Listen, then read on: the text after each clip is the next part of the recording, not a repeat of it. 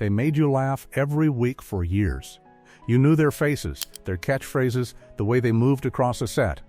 You invited them into your living room on Tuesday nights and Friday nights and Sunday nights for a decade. You thought you knew them. You didn't. Behind some of the most beloved performances in American television history, these actors carried secrets that never aired, never made the gossip columns, never surfaced until the cameras stopped rolling for the last time. Some were hidden by choice. Some were hidden by fear. Some were buried by an industry that needed its stars to stay exactly the way the public imagined them. Here are 25 sitcom stars who died with shocking secrets nobody knew. And if you watch these shows differently after this, that's the point. 1. Bob Crane. He played Colonel Robert Hogan on Hogan's Heroes, which ran on CBS from 1965 to 1971. He was cheerful, quick, and effortlessly likable. Hogan outsmarted the Nazis every week. Bob Crane was the guy America wanted running things. 65 Emmy nominations went to that show. Kids watched it. Parents watched it. Grandparents watched it. And nobody knew what Bob Crane was doing when the set went dark. By the mid-1970s, Crane had developed an obsession that he hid from virtually everyone outside a small circle. He collected intimate recordings of himself with women, hundreds of them, documented on videotape in an era when video equipment was expensive and rare. He connected with a man named John Henry Carpenter, a video technology salesman who helped him obtain and operate the equipment. Their relationship was the central secret of his adult life. On June 29, 1978, Crane was found beaten to death in a Scottsdale, Arizona apartment. He was 49. The murder weapon was never officially identified. Carpenter was tried in 1994 and acquitted. The case was never solved. When the tapes were discovered, the scope of what Crane had been hiding for years became public. His son, Robert Crane Jr., spent decades writing about what it meant to learn the truth about his father.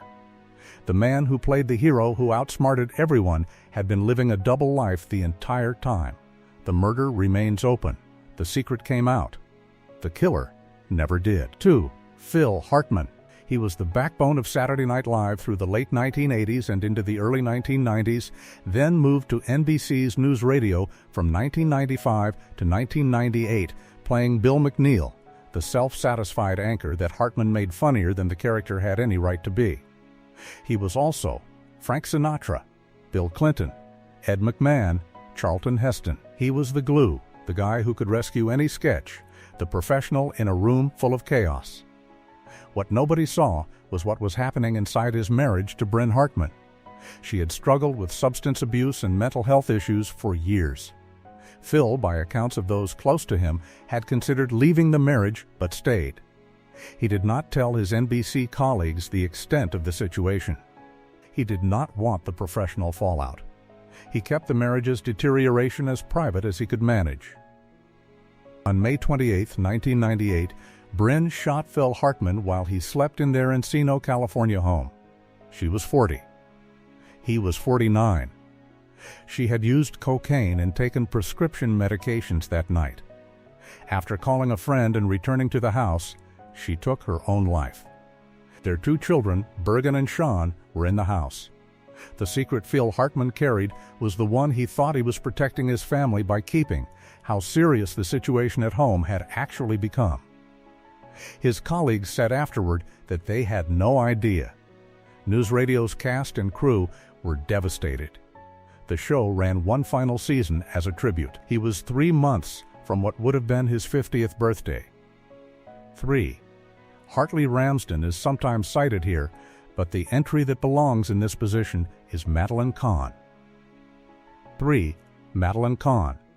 She played Jacqueline Morgenthaler on Cosby, the Bill Cosby sitcom that ran from 1996 to 2000 on CBS. Before that, she was one of the most uniquely gifted comic performers in American film, with Academy Award nominations for Blazing Saddles and Paper Moon. When she joined the Cosby cast, television audiences were finally getting her full time. She was dry, precise, and could flatten a room with a single raised eyebrow. She was diagnosed with ovarian cancer in early 1999. She did not tell the cast. She did not tell the producers. She kept working through the diagnosis, showing up on set while undergoing treatment, concealing her illness from virtually everyone she worked with. She told close friends she did not go public. In interviews given just months before her death, she was warm, professional, and gave no indication of how sick she was. She died on December 3, 1999. She was 57. Her co-stars on Cosby said afterward that they had not fully understood the extent of her illness while they were working together. She had given them nothing to indicate it. The performance she gave in those final months, knowing what she knew, was its own kind of courage that the audience never had the context to appreciate while it was happening.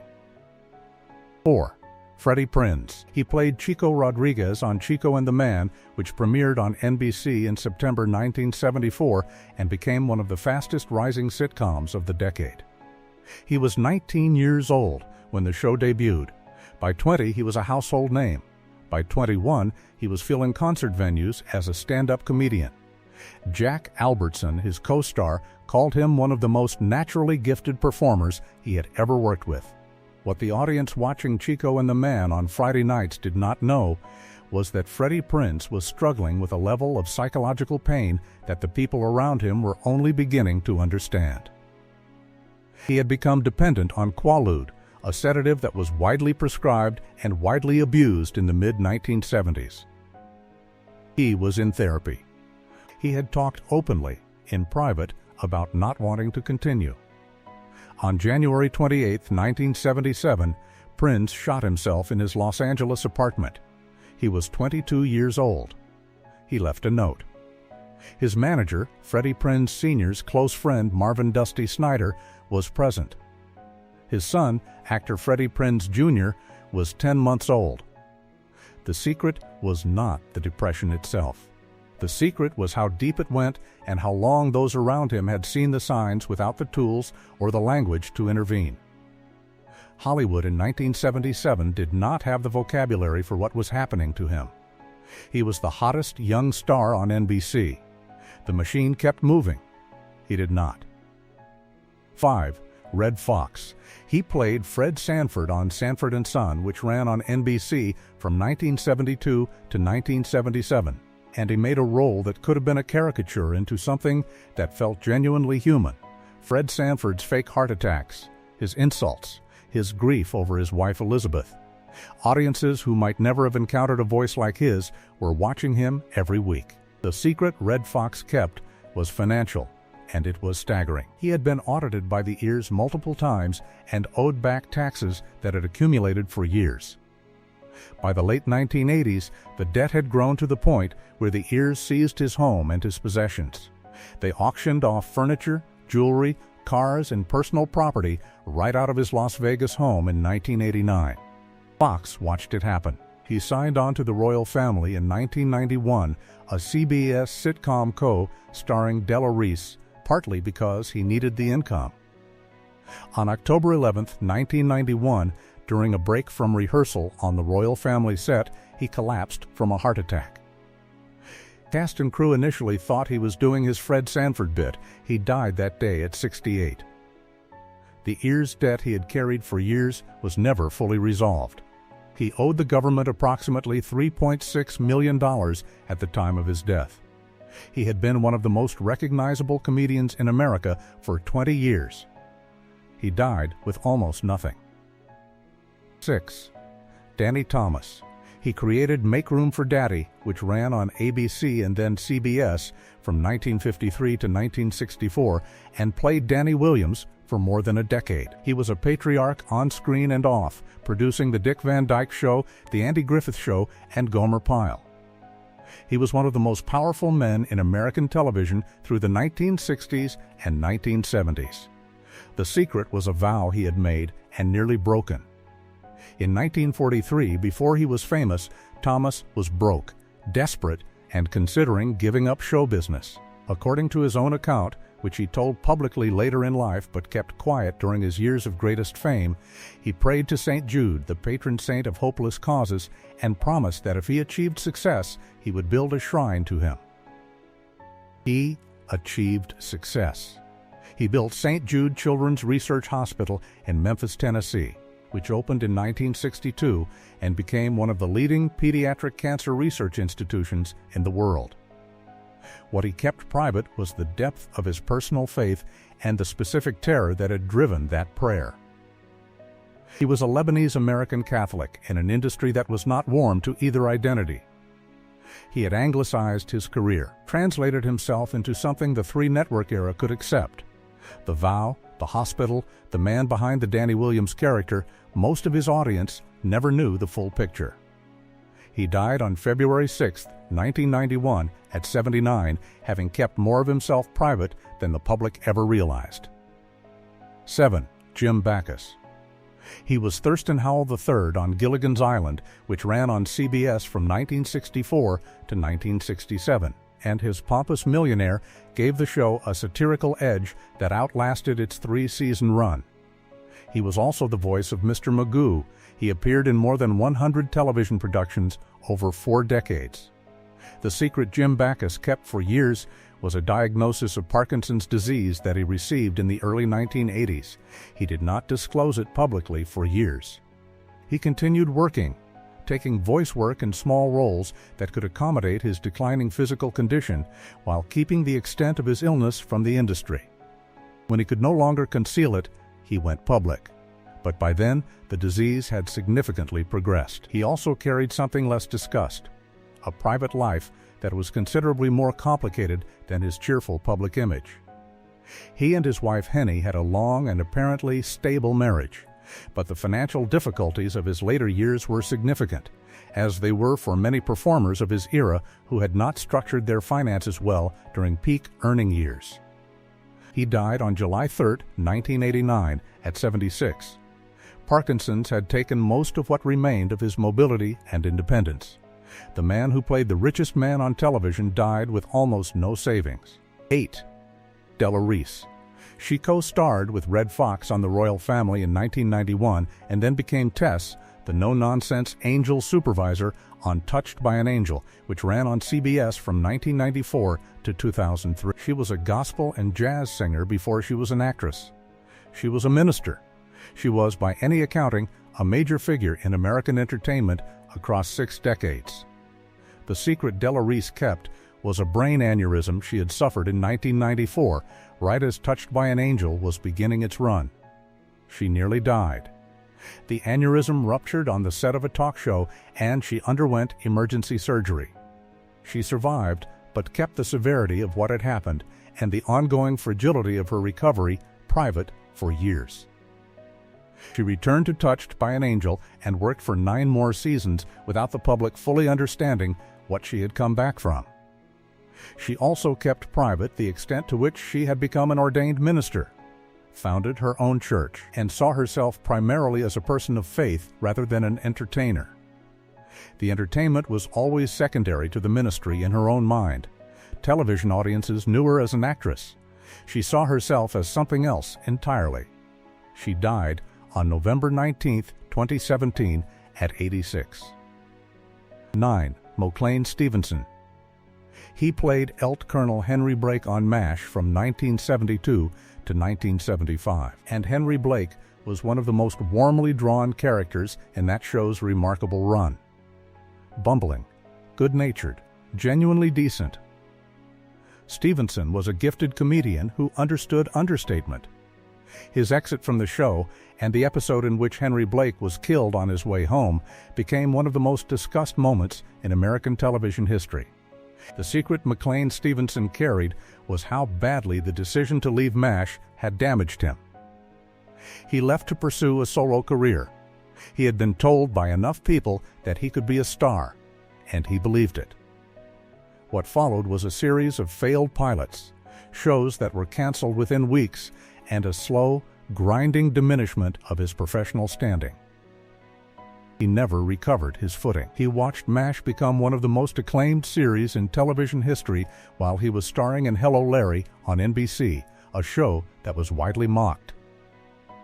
He did not speak publicly about the depth of his regret, but those who knew him said it shadowed everything he did. He had walked away from the role of a lifetime and could never get back to that level. He died on February 15, 1996, at 66, of heart disease. MASH had ended in 1983 with one of the highest-rated broadcasts in American television history. He had been gone from it for 8 years by then. 10. Gale Gordon. He played Theodore J. Mooney, Lucy's bank president boss, on The Lucy Show, which ran on CBS from 1962 to 1968, and then Gale Gordon played Harry Carter, her neighbor and co-conspirator, on Here's Lucy, which ran until 1974. He was Lucille Ball's most essential supporting actor in the second half of her career. He appeared on her television programs for nearly 15 years. What Gordon kept private was the extent to which his career before television and the timing of his career had been shaped by the Red Scare. He had been named in connection with various Hollywood investigations in the early 1950s. He was not among those who were ultimately blacklisted, but the experience and the fear that came with it was real and lasting. He did not discuss it. He was not the kind of man who gave interviews about his inner life. He was also, by many accounts of those who worked with him, a deeply private person whose public persona as the perennially flustered authority figure bore almost no resemblance to the quiet, reserved man behind it. He died on June 30, 1995, at 83. Most of the audience that watched him bluster through scene after scene with Lucille Ball had no idea who he actually was. 11. Don Knotts. He played Barney Fife on The Andy Griffith Show, which ran on CBS from 1960 to 1968, and Barney Fife is one of the most fully realized comic characters in American television history. Knotts won 5 Emmy Awards for the role. 5 in a single decade. He was also Ralph Furley on Three's Company from 1979 to 1984, where a new generation found him. The secret Don Knotts carried was a level of performance anxiety that he managed privately his entire life. He was not a naturally gregarious man. The physical comedy, the shaking hands, the wide eyes, the voice that cracked and climbed, it was a performance. But it was also, by his own admission in later interviews, drawn from a real and persistent fear. He was terrified before every scene, every appearance, every public moment. He also kept private the difficulties of a career that looked more continuous from the outside than it was from the inside. Between The Andy Griffith Show and Three's Company, he made films and guest appearances. But the decade of the 1970s was genuinely uncertain for him professionally. The confidence of the man who had 5 Emmy Awards did not match the anxiety of the man who kept showing up and doing the work anyway. He died on February 24, 2006, at 81, of pulmonary and prostate cancer. His family said he had concealed the extent of his illness for months before his death. 12. Phil Silvers. He played Sergeant Ernie Bilko on The Phil Silvers Show, which ran on CBS from 1955 to 1959. Bilko was a masterwork of comic creation, a fast-talking, scheming, endlessly inventive con man who genuinely loved his men while constantly exploiting them. The show won more Emmy Awards in its first season than any comedy before it. Silvers was electric. The secret Phil Silvers kept was a compulsive gambling addiction that consumed his finances throughout his peak earning years and beyond. He was a fixture in Las Vegas and in high-stakes card games. He lost money on a scale that his income, substantial as it was, could not keep pace with. By the mid-1960s, with the show over and the film work declining, his financial situation had become serious. In 1975, he suffered a stroke that left him with significant physical limitations. He could not fully control one side of his face. For a man whose physicality, the expressions, the timing, the exquisitely calibrated mugging had been central to everything he did, this was devastating. He kept working because he needed the income. He died on November 1, 1985, at 73. The gambling debts he had accumulated over 30 years left his estate in difficult condition. The man who played television's greatest con artist had been running his own long con against himself. 13. Dick York. He played Darren Stephens on Bewitched from 1964 to 1969, opposite Elizabeth Montgomery. Bewitched was a top 10 Nielsen show for most of its run, and Dick York was Darren for the first 5 seasons. He was physically expressive, genuinely funny, and held his own against a co-star who was magnetic and charismatic in every frame. What the audience did not know was that York was working through a back injury he had sustained in 1959 on a film set that had never properly healed. He was dependent on prescription painkillers through most of his time on Bewitched. He was in real physical pain during filming, managing it with medication, hiding the severity of the situation from the public and from producers as long as he could. In 1969, during production on Bewitched, he collapsed on set.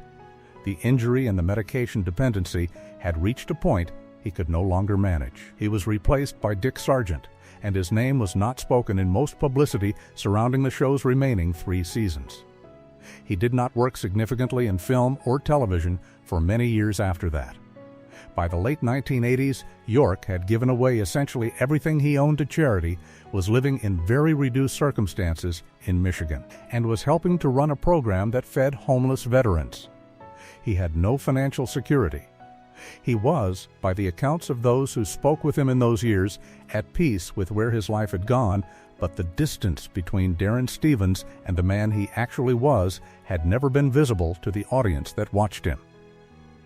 He died on February 20, 1992, at 63, of emphysema caused by heavy smoking. 14. Nancy Culp. She played Jane Hathaway, the efficient and underappreciated secretary to Milburn Drysdale on the Beverly Hillbillies, which ran on CBS from 1962 to 1971. Jane Hathaway was educated, competent, and perpetually overlooked. Nancy Culp gave the character a specificity that went beyond what the scripts required. The secret Nancy Culp carried was that she was gay, in an era when that identity was professionally untenable. She did not publicly discuss her sexuality during her working life. She had been in a long relationship with a woman, and those who knew her in later years confirmed this, but it was not something she addressed publicly during the years when the Beverly Hillbillies was on the air and she was a recognizable face. In 1984, she ran for Congress in Pennsylvania as a Democrat. Buddy Ebsen, her Beverly Hillbillies co-star, recorded a radio advertisement opposing her candidacy in which he suggested she lacked the necessary toughness. She lost the election. The relationship with Ebsen was permanently damaged. She died on February 3, 1991, at 69, of cancer. The full picture of her private life was not widely known until years after her death. 15. Michael Conrad. He played Sergeant Phil Esterhaus on Hill Street Blues, which ran on NBC from 1981 to 1987. He is remembered for one line, "Let's be careful out there." It became one of the most quoted phrases in American television. Conrad played Esterhaus as a man of genuine warmth in the middle of a precinct built on tension and procedure. The secret Michael Conrad carried was a cancer diagnosis he had received while the show was still in production. He concealed it from the Hill Street Blues cast and production team for as long as he could. He kept showing up. The roll calls continued. The line kept being delivered. He died on November 22, 1983, in the middle of Hill Street Blues' 3rd season. He was 58. The producers wrote Esterhaus's death into the show in an episode that aired in 1984, and the circumstances of that death, a heart attack in the arms of a woman he loved, was handled with a kind of grace that reflected the affection the production had for him. What his colleagues did not fully know while they were working with him was how long he had been managing that diagnosis alone. 16. John Fong. 16. Telly Savalas. He played Detective Lieutenant Theo Kojak on Kojak, which ran on CBS from 1973 to 1978, and created one of the most distinctive images in American television, the bald, lollipop-sucking, leather-coated New York detective who said, "Who loves you, baby?" and meant it as a genuine question. Savalas had been in films before Kojak, but the show made him a superstar. The secret Telly Savalas carried was the extent of his gambling. He was a serious and committed gambler, a regular presence in casinos in London and Las Vegas, and his losses over the years were, by accounts from those who worked with him, substantial. He did not broadcast this. He maintained the image of the controlled, commanding Kojak in his public life. He was also considerably more intellectually serious than his image suggested. He had a degree from Columbia University. He spoke multiple languages. He had been a news director at ABC before becoming an actor. The persona of the street-smart detective was a character he wore. He was, underneath it, an educated, multilingual man with a complicated relationship to the fame that Kojak had brought him. He died on January 22, 1994, at 70, of prostate cancer, a diagnosis he had not discussed publicly. 17. Annetta Corsott. She played Helen Crump, the schoolteacher who eventually married Andy Taylor on The Andy Griffith Show from 1963 to 1968 and again in the reunion specials. She was warm, grounded, and gave Andy Taylor someone worth coming home to. The show's audience understood why Andy loved her. What very few people knew was that Annetta Corsott and Andy Griffith had a real romantic relationship that lasted on and off for years while the show was in production.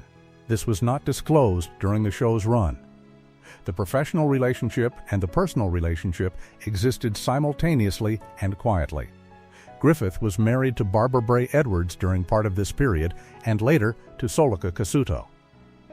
Corsott never spoke publicly about the relationship in any substantial way. After the Andy Griffith Show ended, she continued working in television in smaller roles. She died on November 6, 1995, at 62 of cancer. Andy Griffith, in a statement after her death, described her as one of the dearest people in his life. The full account of what they had been to each other remained, by both their choices, largely private. 18. Werner Klemperer. He played Colonel Wilhelm Klink on Hogan's Heroes, the incompetent and vain commandant of Stalag 13 from 1965 to 1971. He won 2 Emmy Awards for the role.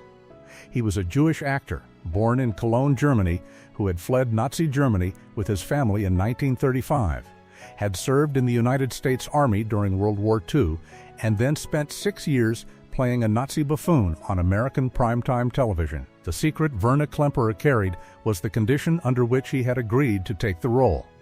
He had stipulated before signing that Colonel Klink would never be shown winning against the Allied prisoners. Klink had to lose, always, in every episode. That condition was honored, and it was the only way Klemperer could reconcile what he was doing with who he was. He did not discuss this arrangement publicly during the show's run. He gave interviews. He accepted the Emmy Awards. He talked about his craft. What he did not explain to the audience that found Klink hilarious was the private moral calculation that had made the role possible for him. A survivor of Nazi Germany playing a Nazi who never, ever got to win. He died on December 6, 2000, at 80. 19. Gene Rayburn. He played Sergeant Chip Saunders on Combat, which ran on ABC from 1962 to 1967. Combat was one of the most realistic and consistently serious depictions of World War II infantry combat that American television attempted during the 1960s. Morrow Saunders was exhausted, morally serious, and visibly carrying the weight of the war. The show was respected. Morrow was respected. What remained private was the extent to which Morrow had been struggling professionally in the decade after Combat, ended in 1967. He had the critical credibility, but not the commercial traction. He worked, but not at the level that Combat's reputation might have predicted. On July 23, 1982, Morrow was killed during the filming of Twilight Zone, the movie near Ventura, California. He was 53. The film's director John Landis had ordered a helicopter stunt conducted too close to pyrotechnic explosions, in violation of safety regulations, and at night with 2 child actors who were present illegally and without their parents' knowledge. The helicopter came down and Morrow and both children were killed. The secret Morrow had kept was how financially difficult his years since combat had been. He had taken the Twilight Zone role partly because he needed the work. He had been trying, in the months before his death, to get his directing career restarted. The wrongful death lawsuits and the criminal prosecution of John Landis and others that followed were among the most significant safety cases in Hollywood history. The context of why Morrow was there, what he had been navigating professionally, was not widely understood. 20. Charles Grodin. He was not primarily a sitcom actor, but he appeared on television extensively in the 1980s and 1990s, including in It's My Turn and various television specials, and he occupied a specific kind of American entertainment real estate. He was the dry, slightly bewildered, instantly recognizable face of comic frustration. The entry that belongs here with more specificity to the sitcom format is 21. Yvonne DiCarlo. She played Lily Munster on The Munsters, which ran on CBS from 1964 to 1966, and Lily Munster, the devoted vampire matriarch in the gray dress with the streak in her hair, was one of the most distinctive images of 1960s television. DiCarlo had been a major film star in the 1940s and 1950s. She was in The 10 Commandments. She was known internationally before she ever set foot on the Munster set. The secret Yvonne DiCarlo carried was the financial devastation that had followed from the collapse of her first marriage, the costs of raising her sons after her husband was severely injured in a stunt accident, and the gap between what her film career had represented and what her financial situation had actually become. She went back to the Munsters and later to various stage and television roles, not primarily for artistic reasons, but because she needed to work. She had also been, in the early 1940s, a subject of Howard Hughes's attentions, as were many young actresses of the era, an experience she did not write about in detail and did not discuss in ways that were frank about what that had meant or cost her. She died on January 8, 2007, at 84. Her estate was modest. The woman who had been one of the most photographed actresses of the 1940s had spent her final decades working to stay financially stable. 22. Gary Merrill. He played various roles across American television in the 1950s and 1960s and was best known as the second husband of Bette Davis, with whom he had a famously turbulent marriage from 1950 to 1960.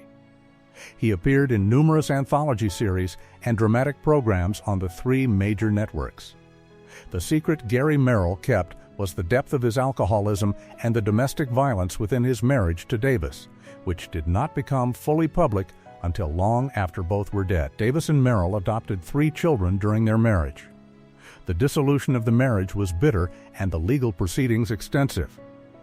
Merrill spent the 1960s and 1970s working steadily in television and regional theater while managing an alcohol dependency that affected his relationships and his work. He did not give interviews that were candid about this period. He died on March 5, 1990, at 74. The picture of who he had been privately remained incomplete for decades. 23. William Frawley. He played Fred Mertz on I Love Lucy, which ran on CBS from 1951 to 1957, and Fred Mertz is one of the foundational characters of American situation comedy. The grumpy, cheap, perpetually put-upon landlord and bandleader. Lucille Ball herself had pushed for Frawley's casting when the network had reservations. The network's reservations had a basis. William Frawley was a known and serious alcoholic. CBS had required Lucy and Desi Arnaz's production company, Desilu, to agree to specific contractual conditions regarding Frawley's behavior before approving him. He was required to remain sober during production. If he missed more than a certain number of days due to drinking, the contract could be voided. This arrangement was not public knowledge during the show's run. Audiences watching Fred and Ethel Mertz bicker and scheme every week were watching a man who had been allowed onto the set under conditions that acknowledged, in legal language, his dependency. He managed it well enough during I Love Lucy. After the show ended, his relationship with his Mertz co-star Vivian Vance, who had developed a genuine dislike for him that was professionally concealed throughout the entire run, became one of Hollywood's more documented examples of sustained professional antagonism. He died on March 3, 1966, at 79 of a heart attack. 24. Bob Denver. He played Gilligan on Gilligan's Island, which ran on CBS from 1964 to 1967, and then played Gilligan in every reunion special and television film for the next 2 decades. He was also Maynard G. Krebs on The Many Loves of Dobie Gillis from 1959 to 1963. Gilligan was the defining character of his career. Inescapably from the age of 29 onward, the secret Bob Denver carried was a marijuana possession arrest in 1997 in West Virginia that resulted in a conviction. He was 61 years old. He had been stopped at a post office after receiving a package containing marijuana. He received a year's probation. He did not make a large public statement about it. He dealt with it. And then he went back to doing what he always did, appearing at Gilligan's Island events, signing autographs, engaging with the fans who had made that show a permanent part of American television culture. He also, in his later years, was candid about his own feelings about being Gilligan, about the strangeness of being tied so completely to a character from a show that had lasted 3 seasons, about the weight of that association. He died on September 2, 2005, at 70 of aortic aneurysm. 25. Wally Cox. He played Robinson Peepers, the mild-mannered science teacher, on Mr. Peepers, which ran on NBC from 1952 to 1955, and then appeared as a regular panelist on Hollywood Squares and various other programs for years afterward. He had a distinctive voice, a physical smallness, and a quiet authority that made him instantly recognizable. The secret Wally Cox kept, which became known only after his death, was the depth of his friendship with Marlon Brando. They had been best friends since childhood, growing up in the same Evanston, Illinois neighborhood, and remained close for their entire lives. When Cox died suddenly on February 15, 1973, at 48 of a heart attack, Brando was devastated. He kept Cox's ashes for years. He spoke about him in interviews with a candor and grief that surprised people who did not know the relationship had existed. The secret was not that the friendship happened. The secret was what it represented, that Wally Cox, the mild, bookish, bespectacled Mr. Peepers, the perpetual soft target of gentle mockery, had been the closest friend of the most intense, primal, physically imposing actor of the 20th century. Brando said, more than once, that Cox was the most masculine man he had ever known. The audience that had watched Mr. Peepers had no frame for that. The character and the person were 2 entirely different things. He was 48. Brando outlived him by 31 years and never, by most accounts, fully recovered from losing him. They played fathers and neighbors and con artists and idiots and heroes. They showed up every week and did the work. And they carried things the audience never saw: financial ruin behind the studio gates, illness managed through a shooting schedule, identity concealed because the industry demanded it, grief that had no place in a laugh track. That is what it cost, sometimes, to be a face Americans welcomed into their living rooms. If this changed how you see one of these shows, tell us in the comments. Tell us which one. And if you want more of this, more of the history that didn't make the broadcast, subscribe. It's right there.